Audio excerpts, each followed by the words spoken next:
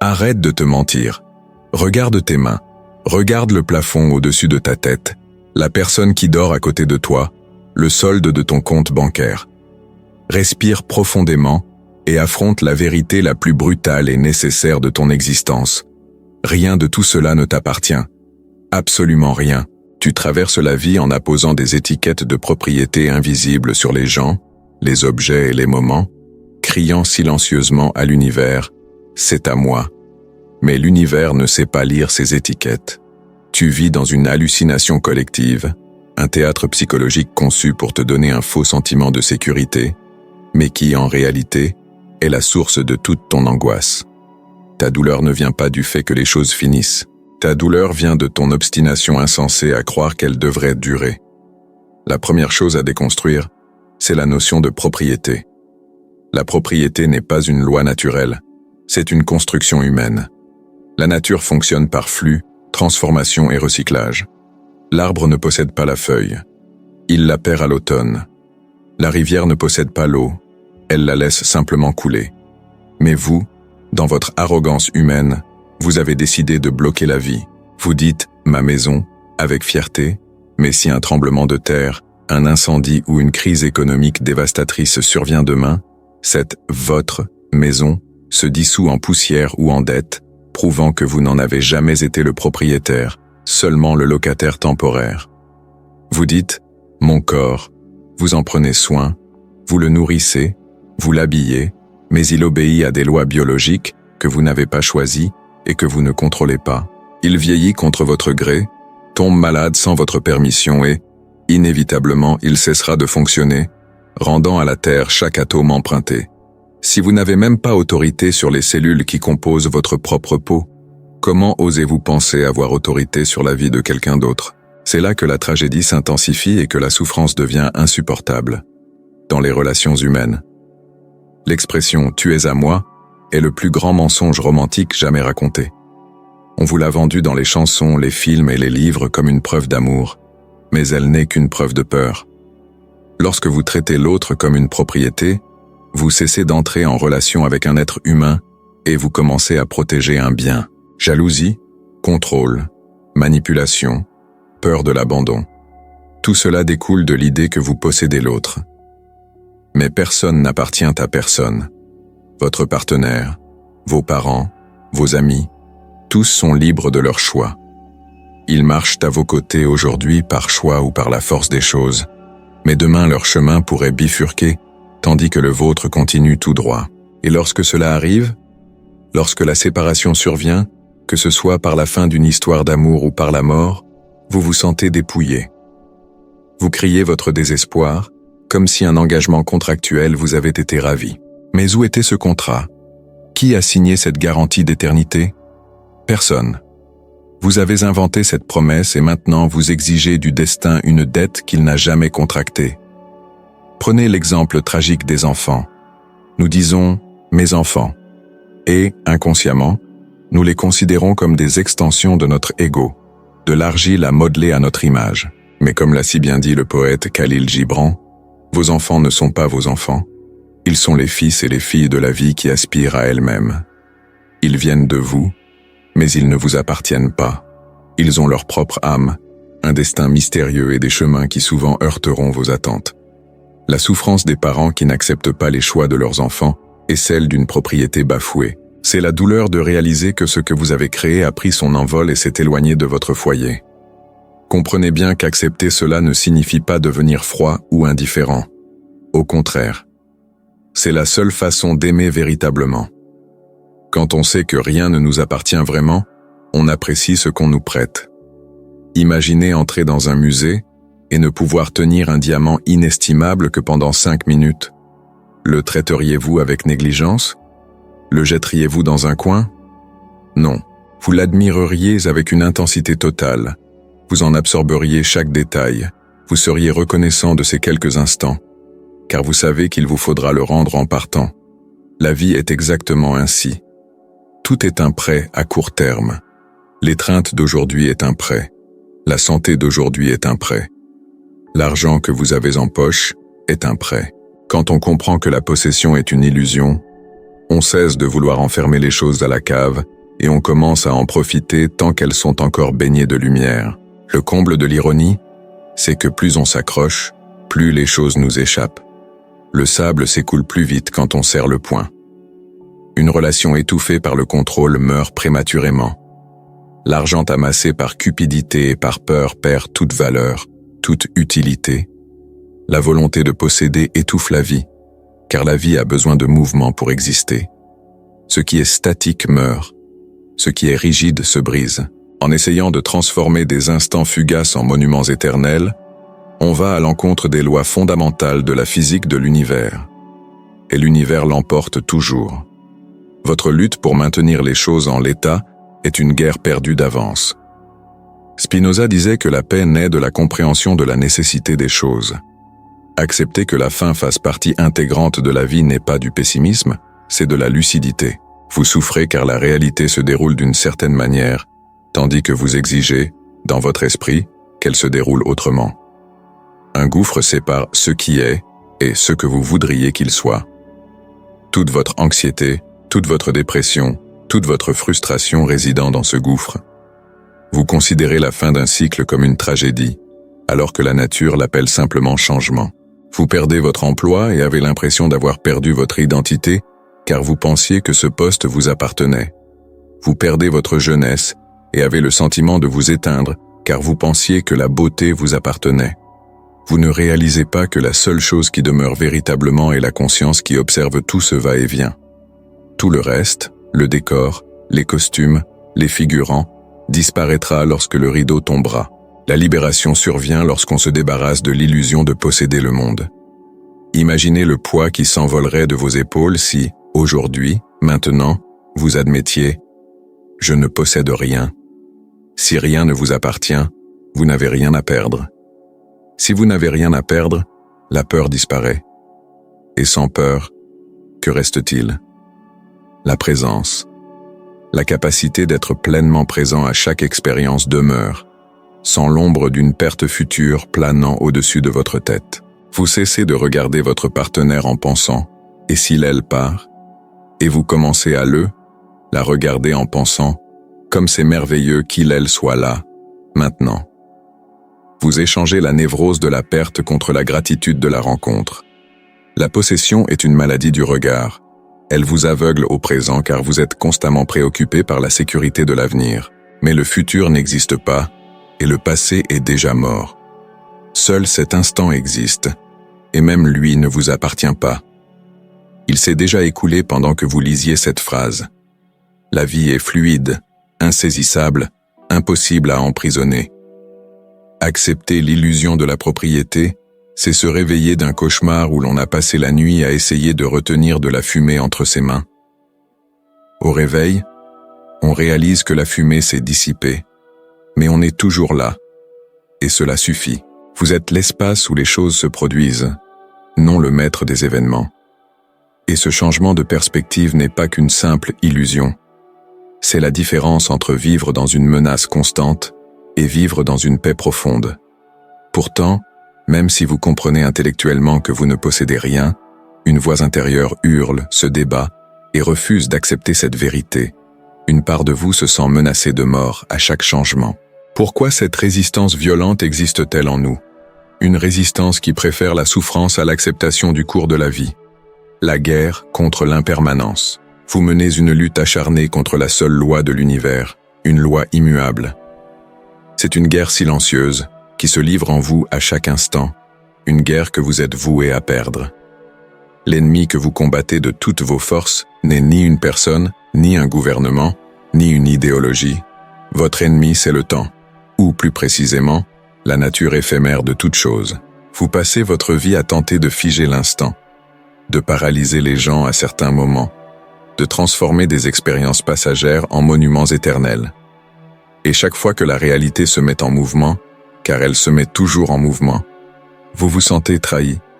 Vous vous regardez dans le miroir et vous détestez cette nouvelle ride. Vous contemplez cette relation qui s'est refroidie et vous désespérez. Vous regardez le dimanche soir et vous souffrez car ce n'est plus le samedi après-midi. Cette résistance obstinée est à l'origine d'un épuisement inexplicable. Vous êtes fatigué car vous passez vos journées à lutter contre un courant violent, tentant de retenir l'eau de toutes vos forces. Bouddha a comparé le monde à une maison en flammes, mais vous vous obstinez à décorer le salon alors que le plafond s'effondre. Les neurosciences modernes et les philosophies antiques s'accordent sur un point fondamental. Le cerveau humain abhorre l'incertitude et raffole des schémas. Votre système nerveux a été conçu pour rechercher la sécurité, la stabilité et la prévisibilité. Le problème, c'est que vous vivez sur une planète où le changement est la seule constante. Les saisons changent. Les cellules de votre corps meurent et se régénèrent. Les marées montent et descendent. Des empires s'effondrent et de nouvelles étoiles naissent. Tout, absolument tout, est en perpétuelle transformation. Rien n'est figé. Tout est en devenir. Pourtant, votre ego réclame la permanence. Il veut que ils vécurent heureux pour toujours soit une réalité. Il veut que la lune de miel dure 30 ans. Il veut que le succès d'aujourd'hui garantisse la sécurité de demain. Quand le changement survient, et il survient sans prévenir, vous ne le percevez pas comme le cours naturel de la vie. Vous le voyez comme une erreur, une imperfection, une injustice personnelle. Vous dites, ça ne devrait pas arriver. Mais pourquoi? Sur quelle loi cosmique votre bonheur passager devrait-il être éternel? La douleur que vous ressentez à la fin d'une chose ne provient pas seulement de la fin elle-même, mais du conflit entre votre attente d'éternité et la réalité de la fin. C'est la friction entre ce que vous vouliez et ce qui est réellement. Imaginez la métaphore du fleuve. La vie est un puissant fleuve qui se jette dans la mer. Le sage est celui qui se laisse porter, qui utilise la force du courant pour avancer, qui comprend que le paysage sur la rive change à chaque méandre et qui y trouve la beauté. Vous, en revanche, vous agrippez désespérément à un rocher au milieu des rapides. Vous vous cramponnez de toutes vos forces, les muscles tendus, l'eau vous fouettant le visage, essayant d'empêcher le fleuve de vous emporter. Vous dépensez toute votre énergie vitale pour rester immobile. Et inévitablement, vos mains glissent. Le courant vous emporte. Et, au lieu de vous détendre et de flotter, vous luttez, avalez de l'eau, vous vous noyez et vous reprochez au fleuve d'être si puissant et si humide. Le courant n'est pas cruel. Il suit simplement son cours. Votre souffrance vient de votre refus de lâcher prise. Cette guerre contre l'impermanence transforme la beauté de la vie en angoisse. On ne peut apprécier le coucher du soleil car on s'inquiète déjà de l'obscurité qui suivra. On ne peut savourer les débuts d'une passion car on craint déjà que la flamme ne s'éteigne. On contamine le présent avec le chagrin d'un avenir qui n'a même pas encore advenu. C'est une forme de folie socialement acceptée. L'adaptation hédonique, un concept étudié par la psychologie, montre que nous nous habituons à tout, au bon comme au mauvais. Le cerveau normalise la nouvelle réalité pour économiser son énergie. Mais au lieu d'accepter cette réalité, nous recherchons sans cesse de nouvelles drogues émotionnelles pour tenter de retrouver l'euphorie des débuts, refusant d'admettre que l'euphorie, par nature, est éphémère. La vérité, c'est que la souffrance est un choix, mais la douleur est inévitable. La douleur survient quand quelque chose qu'on aime disparaît. La souffrance, c'est l'histoire qu'on se raconte pendant des années. La souffrance, c'est le refus d'accepter que le chapitre soit clos. Il y a des gens qui passent leur vie à pleurer des situations révolues depuis des décennies. Un mariage terminé il y a 10 ans, mais la personne continue de ressasser le passé avec son ex-conjoint sous la douche. Un emploi perdu, mais la personne continue de définir sa valeur par le badge qu'elle n'a plus. C'est nier la vie. La vie se déroule dans l'instant présent, et l'instant présent est toujours nouveau. Essayer de vivre dans le passé, c'est comme essayer de manger des aliments digérés la semaine dernière. Cela ne nourrit pas, cela ne fait que rendre malade. Observez la nature. Elle ne se lamente pas lorsque l'été cède la place à l'automne. Les arbres ne s'attristent pas lorsqu'ils perdent leurs feuilles. Ils se débarrassent de ce qui ne leur est plus utile pour survivre à l'hiver et renaître au printemps. Il y a une intelligence à la fois brutale et merveilleuse dans le cycle de la vie et de la mort, de la création et de la destruction. La fleur est belle précisément parce qu'elle ne dure pas. Si les fleurs étaient en plastique et duraient éternellement, personne ne s'arrêterait pour les admirer. C'est la fragilité qui confère sa valeur. C'est la certitude de la fin qui devrait vous inciter à aimer plus intensément maintenant et non avec crainte. Si vous saviez que vous aviez encore 1000 ans à passer avec quelqu'un, sa présence deviendrait banale. C'est le fait que chaque « au revoir » puisse être le dernier qui rend chaque « bonjour » si précieux. Accepter l'impermanence, c'est renoncer à exiger des garanties. Il n'y a aucune garantie. La sécurité est une illusion. Nul ne sait ce que l'avenir nous réserve. Un anévrisme, un coup de fil, une opportunité, un accident. Tout peut basculer en un instant. Ceux qui l'acceptent avancent avec légèreté. Ceux qui le nient portent le poids d'un monde inexistant. La paix que vous recherchez ne réside pas dans l'édification d'un mur suffisamment haut pour empêcher tout changement. La paix réside dans la capacité à développer la flexibilité intérieure nécessaire pour s'adapter à toute situation. C'est être comme l'eau, qui prend la forme d'un verre, d'une bouteille ou de l'océan, sans jamais cesser d'être de l'eau. Le paradoxe, c'est qu'en cessant de lutter contre la fin des choses, on retrouve la vie. Quand on cesse d'exiger que l'instant dure éternellement, on est libre de le vivre pleinement tant qu'il dure. On cesse d'être un contrôleur anxieux et on devient un apprécieur attentif. La nourriture a meilleur goût, les baisers sont plus intenses, les rires plus spontanés. On comprend que la tristesse viendra, et c'est normal, elle aussi passera. On comprend que la joie viendra, et c'est normal, elle aussi passera. On devient un observateur du ciel, regardant passer les nuages d'orage et les rayons de soleil, sans chercher à retenir le vent avec un filet. Mais voici le point le plus effrayant de ce voyage, celui que la plupart des gens évitent d'affronter. Si tout change, si mon corps change, si mes émotions changent, si mes souvenirs sont réécrits, et si le monde autour de moi n'est plus jamais le même, alors qui est ce « je » qui observe tout cela? Si je ne suis ni mon corps vieillissant, ni mon travail qui s'achève, ni mes pensées vagabondes, que reste-t-il une fois toutes ces couches levées? La personne que vous croyez voir existe-t-elle réellement, ou n'est-ce qu'une autre histoire que vous avez inventée pour éviter d'affronter le vide? Qui êtes-vous quand les lumières s'éteignent, quand les applaudissements cessent, et quand plus personne n'est là pour valider votre existence? Si l'on efface votre nom, simples sont choisis par vos parents. Si l'on efface votre profession, simple fonction économique. Si l'on efface votre nationalité, simple ligne imaginaire sur une carte. Et si l'on efface vos souvenirs, simples traces imparfaites d'un passé révolu, que reste-t-il? La plupart des gens passent leur vie à fuir cette question. Ils courent d'un endroit à l'autre, accumulant étiquettes, titres et définitions pour masquer un silence insupportable. Vous avez construit une armure complexe et lourde que vous avez appelée « je ». Vous la défendez bec et ongles, vous vous offensez lorsqu'on l'égratigne, vous vous effondrez lorsqu'elle rouille. Mais la vérité, à la fois libératrice et terrifiante, est qu'il n'y a personne à l'intérieur de cette armure. Le « vous » que vous protégez tant n'est qu'une fiction.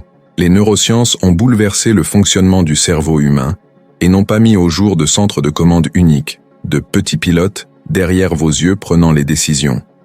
Ce qui existe, c'est un véritable ouragan d'impulsions, de souvenirs et de réactions chimiques qui se produisent en temps réel, créant la sensation continue d'une entité solide appelée « je ».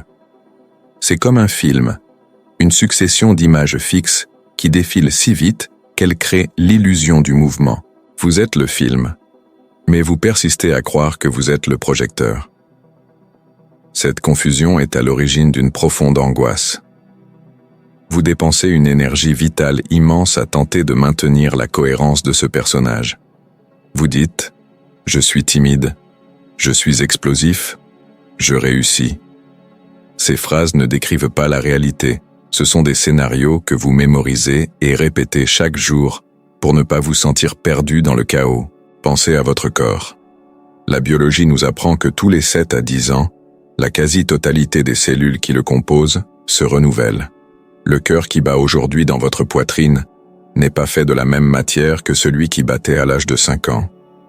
Vos os ont changé, votre peau a changé, votre sang a changé. Littéralement, physiquement, vous n'êtes plus la même personne. Pourtant, vous portez le fardeau des griefs d'il y a 20 ans comme s'il vous était impropre. Vous portez la culpabilité des erreurs commises par un vous biologique qui a déjà disparu et a été recyclé par la Terre. C'est de la folie. C'est comme exiger d'un papillon le remboursement des dettes contractées lorsqu'il était chenille. Vous vous enchaînez à un récit linéaire qui n'existe que dans votre esprit, imposant une continuité que la nature ignore. Nagarjuna, l'un des plus grands logiciens de l'histoire de la pensée orientale, appelait cela le vide. Ne confondez pas vide et néant. Le vide désigne ici l'absence d'essence fixe. Cela signifie que vous êtes un processus, non un produit. Vous êtes un verbe, non un nom. La souffrance naît de la tentative de se figer en une statue. Vous aspirez à la reconnaissance, à une solide réputation, à laisser une trace. Mais voyez le poids de cette ambition. Lorsqu'on critique votre travail, vous ressentez une douleur physique. Pourquoi ? Parce que vous confondez vos actions avec votre être. Si votre travail est mauvais, l'ego l'interprète immédiatement comme « je suis mauvais ». Si votre relation échoue, l'ego l'interprète comme « je suis indésirable ». Vous avez fait de votre identité l'otage des événements extérieurs. Vous avez remis au monde la clé de votre stabilité émotionnelle et vous désespérez désormais lorsque le monde ne vous ouvre pas la porte que vous souhaitez. La plupart de votre anxiété sociale, votre peur de parler en public, votre crainte du ridicule, proviennent du besoin de protéger cette image illusoire. Vous avez peur de perdre la face. Mais quelle face ? Ce n'est qu'un masque. Nous vivons dans une société qui prospère grâce aux égos démesurés.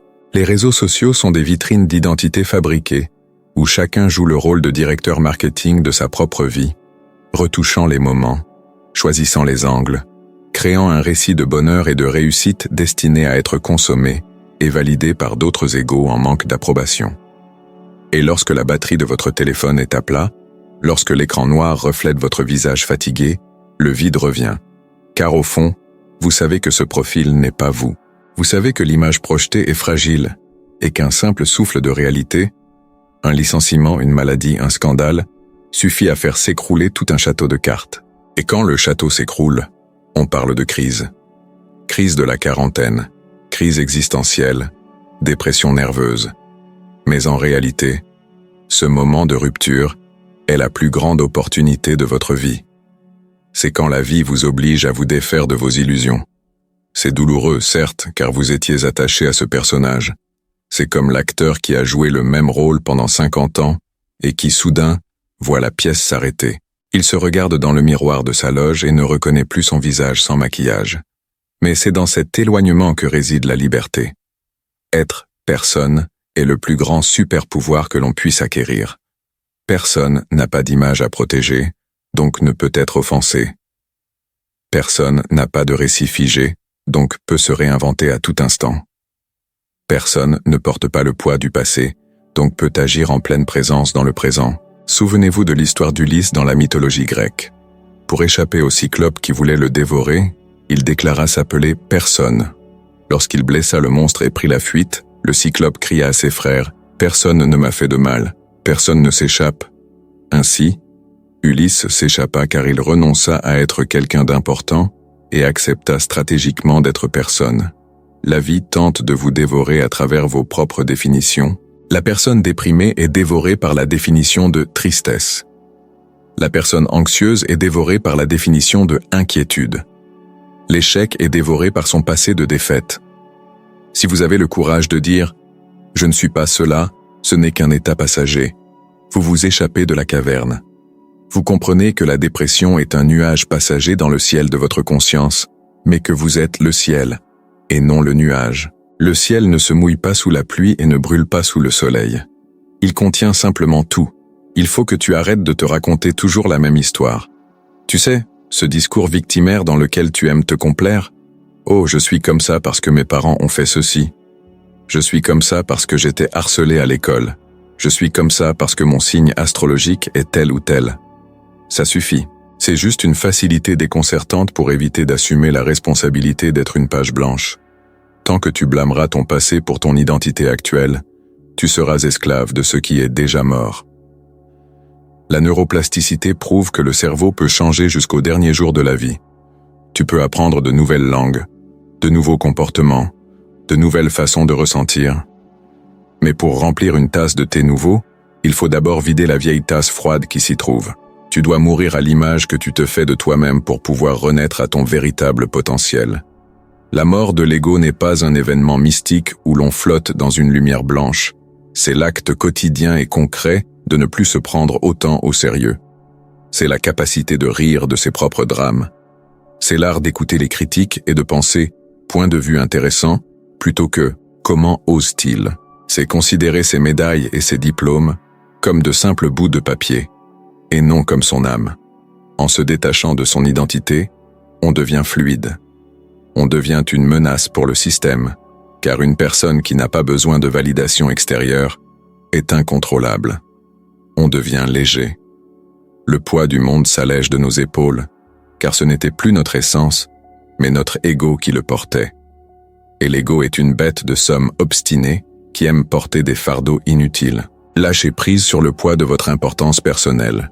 L'univers est immense, vieux de milliards d'années, et compte des trillions de galaxies. Votre existence, avec tout le respect que je vous dois, est insignifiante face au mécanisme des étoiles. Et c'est merveilleux. Si vous n'êtes pas le centre de l'univers, vous êtes libéré de la responsabilité de le faire tourner. Vous pouvez simplement vivre. Vous pouvez simplement expérimenter. Vous pouvez simplement être un témoin conscient de cet absurde miracle qu'est la vie. Sans nom, sans étiquette, en apesanteur. Juste la pure conscience observant la danse de l'existence. Mais maintenant que nous avons déconstruit ce que vous n'êtes pas, nous devons comprendre ce qui vous anime. Si vous n'êtes pas cette construction solide, pourquoi courez-vous tant?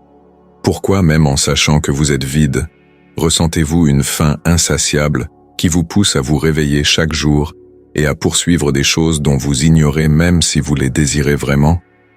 D'où vient cette attraction invisible qui vous tire par le nez, promettant le paradis et ne vous apportant qu'une soif encore plus grande? L'esclavage du désir. Vous vivez avec une faim insatiable. Chaque matin, vous vous réveillez avec cette impression persistante qu'il vous manque quelque chose. Peu importe vos réussites, vos possessions ou les applaudissements reçus, ce vide en vous semble sans fond. Dès que vous y insufflez une satisfaction, il disparaît dans les ténèbres et l'écho du vide revient, réclamant toujours plus. On vous a appris à croire que c'est l'ambition, le moteur du progrès, mais appelons un chat, c'est de l'esclavage. Vous êtes devenu accro à votre propre insatisfaction. Vous vivez dans une course sans fin où la ligne d'arrivée avance à chaque pas. Vous êtes comme un âne qui court après une carotte attachée à son front, épuisé, en sueur, tournant en rond, persuadé qu'au prochain tournant enfin, vous croquerez dans la récompense. Mais vous ne croquez jamais. Et même si vous le faisiez, le plaisir ne durerait que quelques secondes avant que la fin ne revienne de plus belle. La société moderne a bâti un système parfait pour vous maintenir dans cet état de misère productive. Dès votre naissance, ce système vous murmure à l'oreille que vous êtes incomplet. Tu seras heureux quand... Complétez la phrase avec ce que vous voulez. Quand tu auras réussi ton examen d'entrée à l'université, quand tu te marieras, quand tu auras une promotion, quand tu achèteras ta propre maison, quand tu seras à la retraite. C'est la plus grande supercherie de l'histoire de l'humanité. C'est la promesse que le bonheur est une destination géographique dans le futur et que le présent n'est qu'une salle d'attente inconfortable qu'il faut supporter. Vous sacrifiez votre seule vraie vie, le présent, sur l'autel d'un avenir imaginaire.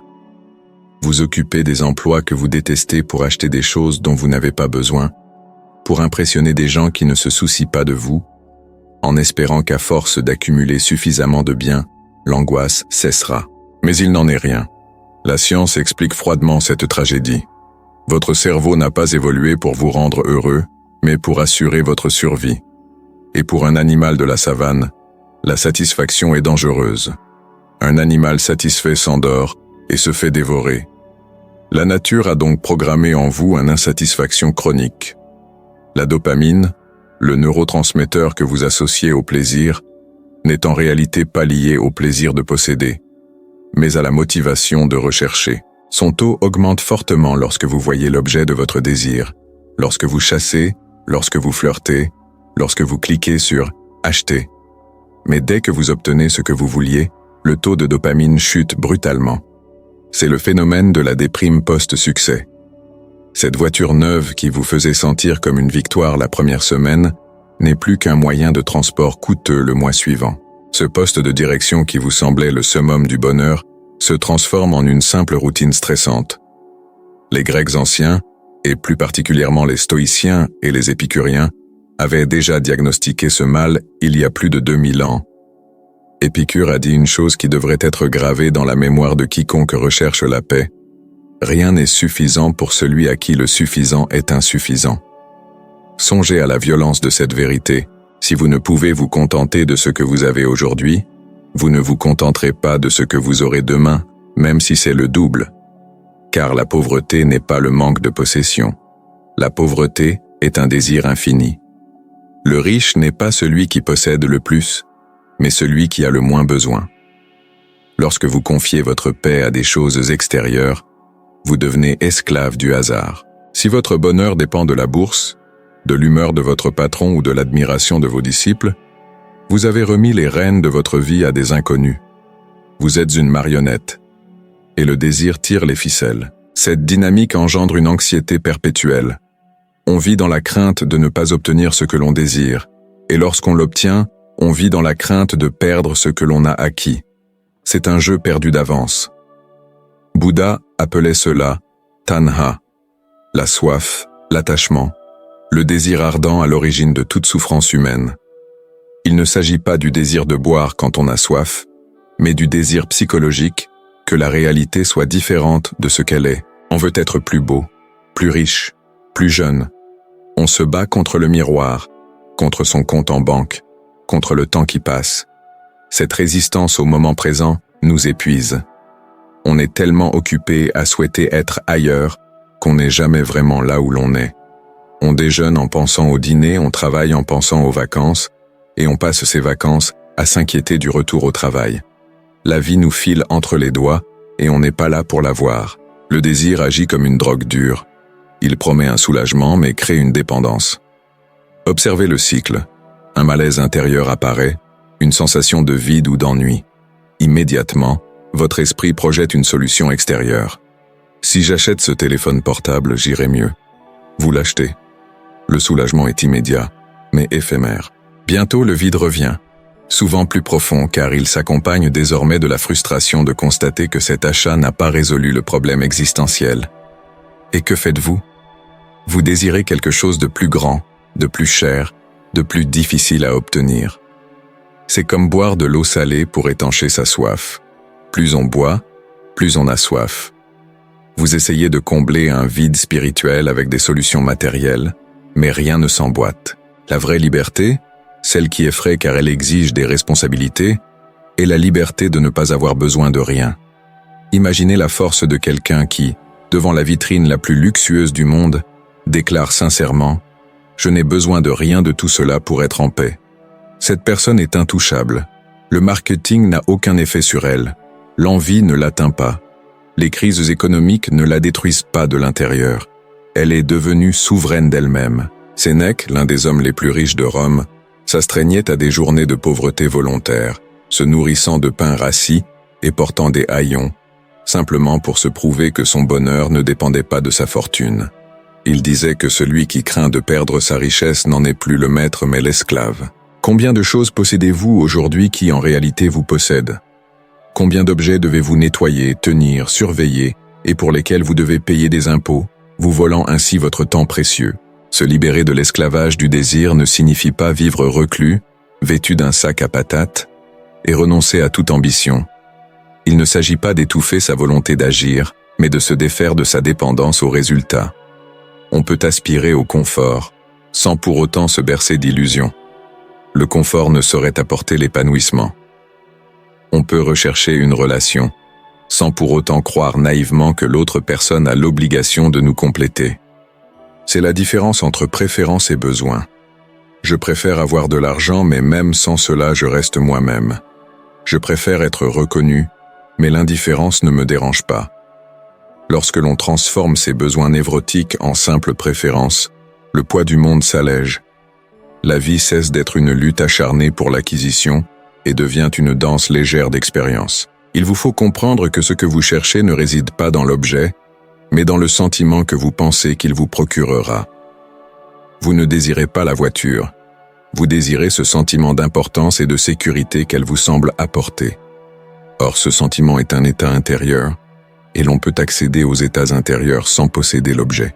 La paix, la joie et la sérénité sont à votre portée dès maintenant, librement, au sein même de votre conscience, si vous preniez le temps de les ressentir. Mais vous ne vous arrêtez pas, vous continuez à courir car s'arrêter impliquerait d'affronter le silence, et dans le silence, vous seriez confronté à la vérité. Vous possédez déjà tout ce dont vous avez besoin pour exister, et tous ces efforts superflus n'étaient, en grande partie, qu'une distraction vous empêchant de vous tourner vers l'intérieur.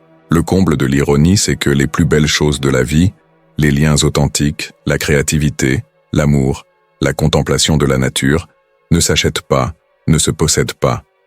Elles ne peuvent que se vivre. Et le désir excessif est précisément ce bruit qui nous empêche de les vivre. Le désir est un cri incessant dans notre tête qui étouffe la douce musique de l'existence. À force de crier « je veux, je veux, je veux », on devient sourd à la beauté du quotidien. On ignore le miracle de respirer, de marcher, de voir les couleurs, car on est trop occupé à regretter de ne pas avoir de yacht ou un corps de rêve. Maintenant, réfléchissez. Si le désir est cette force d'attraction constante qui vous pousse vers l'avenir, et la possession l'illusion qui vous retient au passé, que reste-t-il entre les deux? Il reste votre interaction avec le monde réel.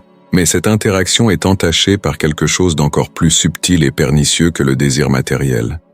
Il existe un contrat invisible que vous avez signé avec la réalité, un contrat truffé de clauses que vous avez inventé, qui détermine précisément comment les gens doivent vous traiter et comment les événements doivent se dérouler.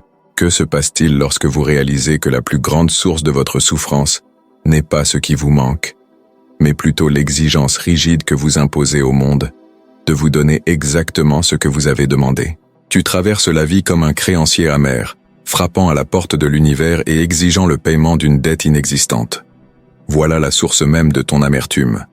Tu portes en toi un contrat invisible, truffé de clauses détaillées, que tu as rédigé toi-même, sans consulter l'autre partie. Ce contrat imaginaire stipule que si tu es une bonne personne, la vie te sera clémente. Il stipule que si tu travailles dur, la reconnaissance viendra inévitablement. Il stipule que si tu aimes avec dévotion, tu ne seras jamais trahi ni abandonné. Et lorsque la réalité déchire ce papier au visage, car elle le fait chaque jour, tu as l'impression d'avoir été dupé. Mais il n'y a pas eu d'escroquerie. Il n'y a eu que la collision brutale entre ton fantasme du fonctionnement idéal du monde et les rouages indifférents de sa réalité. La déception, cette douleur lancinante qui vous empêche de dormir, n'est pas la faute de ceux qui vous ont déçu. Elle est due à votre propre façon de penser. Vous avez écrit un scénario que les autres doivent suivre, mais vous avez oublié de le leur communiquer. Vous attendez de votre partenaire qu'il devine vos besoins émotionnels. Vous attendez de votre patron qu'il reconnaisse votre valeur sans que vous ayez à vous exprimer. Vous espérez que la circulation soit fluide juste au moment où vous êtes en retard. Remarquez l'arrogance puérile qui se cache derrière ces espoirs. Au fond, vous exigez que la réalité se plie à vos désirs. Vous voulez dompter le chaos de l'existence pour qu'il corresponde à vos préférences. Et quand le chaos refuse d'être dompté, vous criez à l'injustice. Mais le monde n'est pas injuste. Le monde est neutre. La pluie qui tombe le jour de votre mariage ne cherche pas à gâcher votre fête. C'est simplement de l'eau qui obéit aux lois de la physique. Le virus qui rend malade un être cher n'est pas une punition divine. C'est simplement la biologie qui tente de survivre. La personne qui vous a quitté ne l'a pas fait pour vous détruire. Elle l'a fait parce qu'elle poursuivait sa propre quête confuse du bonheur, qui à ce moment-là, ne vous incluait pas. La souffrance naît lorsque vous prenez ces événements neutres et les qualifiez de injustes. Vous criez « ça ne devrait pas être comme ça ». Mais qui êtes-vous pour dicter la réalité? Sur quelle autorité vous fondez-vous pour décider que la réalité est fausse et que vous avez raison? Cette résistance à la réalité est la définition même de la folie. C'est se battre contre la pluie parce qu'elle nous mouille. Marc Aurèle, l'empereur philosophe qui régna sur le monde connu tout en faisant face aux épidémies et aux guerres, écrivait que la seule chose qui nous blesse véritablement est notre interprétation des événements, et non les événements eux-mêmes. Si l'on s'abstient de tout jugement, la douleur se réduit à un simple fait. J'ai été licencié est un fait. J'ai été licencié et c'est une terrible humiliation qui prouve mon échec est une opinion. C'est l'opinion qui nous détruit et non le fait. L'attente est source de toutes les frustrations car c'est un pari truqué. On mise sa paix intérieure sur le comportement d'autrui, sur la météo, sur l'économie, sur la chance. On confie le contrôle de ses émotions au premier venu. Si le conducteur à côté de vous est impoli, il a le pouvoir de gâcher votre journée. Si le serveur est lent, il a le pouvoir de vous voler votre sérénité. Vous êtes devenu une poupée de chiffon, soumis aux caprices du hasard. La véritable paix, celle que personne ne peut vous ravir, commence le jour où vous décidez de renoncer à toute attente. Attention, ne confondez pas cela avec la passivité ou le pessimisme. Il ne s'agit pas de s'attendre à ce que tout aille mal, mais de ne pas exiger que tout se passe bien. C'est une nuance subtile, mais elle change tout. Vous pouvez donner le meilleur de vous-même au travail, préparer le projet le plus incroyable de votre vie, sans pour autant rechercher intérieurement les applaudissements. Vous le faites parce que c'est dans votre nature de bien faire, non par besoin de reconnaissance. Vous pouvez aimer quelqu'un de tout votre cœur, vous abandonner, prendre soin de lui, sans exiger silencieusement que l'autre personne ne change jamais ou ne parte jamais. Vous aimez pour le plaisir d'aimer, non comme un investissement qui doit rapporter un bénéfice garanti.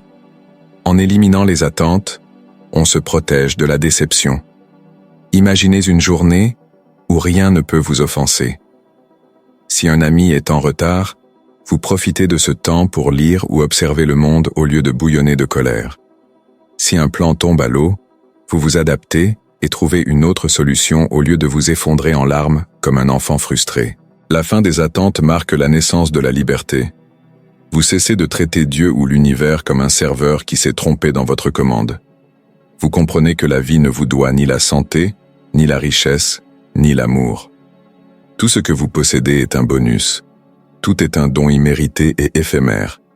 Ce changement de perspective transforme les exigences en gratitude. Imaginez la légèreté de ne plus avoir besoin que les gens soient différents de ce qu'ils sont.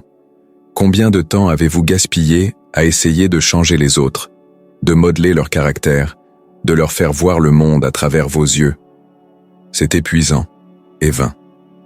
Les gens sont ce qu'ils sont, façonnés par leur histoire, leur traumatisme et leur niveau de conscience.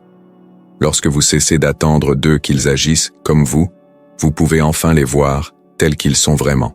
Et chose intéressante, lorsque vous cessez de faire pression sur le monde pour qu'il vous satisfasse, le monde devient un endroit bien plus agréable. Vous cessez de vous promener sur la défensive, prêt à vous défendre contre la prochaine frustration. Vous baissez votre garde et vous laissez la vie vous surprendre. La surprise est l'opposé de l'attente. Ceux qui attendent beaucoup ne sont presque jamais surpris. Ils vérifient seulement si la commande est arrivée correctement. Et si c'est le cas, ils ne ressentent pas de joie, seulement du soulagement. Mais si ce n'est pas le cas, ils sont furieux. À l'inverse, ceux qui n'attendent rien accueillent tout comme une merveille inattendue. Un café chaud devient un miracle. Le sourire d'un inconnu devient un événement. Se libérer des exigences mentales permet d'aborder l'existence avec un regard neuf. On découvre alors que la paix n'est pas un état d'euphorie constante, mais un état de non-résistance. C'est observer sa vie telle qu'elle est et se dire « Oui, c'est ce qui se passe maintenant, et je suis capable d'y faire face ». La souffrance naît du fossé entre la réalité et les attentes. Plus les attentes sont élevées, plus l'abîme est profond. Comblez cet abîme. Construisez un pont d'acceptation. Comprenez que la vie est une succession d'événements incontrôlables et que la seule chose qui dépend de vous, c'est votre attitude face à eux. Vous n'êtes pas le réalisateur du film de l'univers. Vous n'êtes qu'un personnage qui a le privilège d'apparaître à l'écran pendant quelques minutes. Cessez de crier, coupez, à chaque scène qui vous déplaît. Jouez le jeu. Dansez au rythme de la musique, même si elle n'est pas votre préférée. La rigidité vous détruit. La flexibilité vous sauve. Le bambou plie sous la tempête et survit. Le chêne rigide qui refuse de plier est déraciné.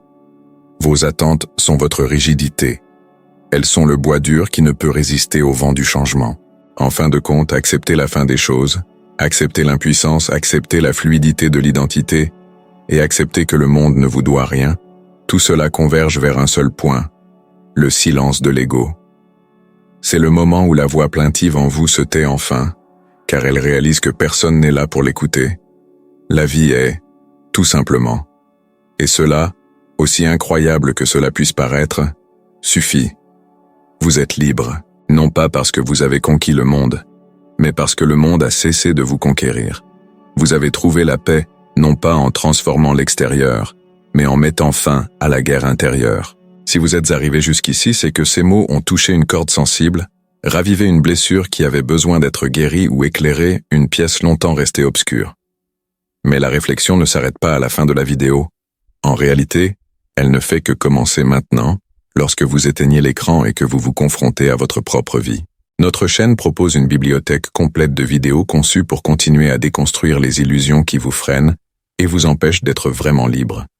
Si ce contenu vous a interpellé, abonnez-vous et activez les notifications, car la prochaine vidéo pourrait bien être la pièce manquante de votre puzzle. Laissez un like si vous avez eu le courage d'affronter ces vérités et dites-nous en commentaire, quelle est l'attente la plus difficile à abandonner aujourd'hui? Parlons-en dans les commentaires. À bientôt.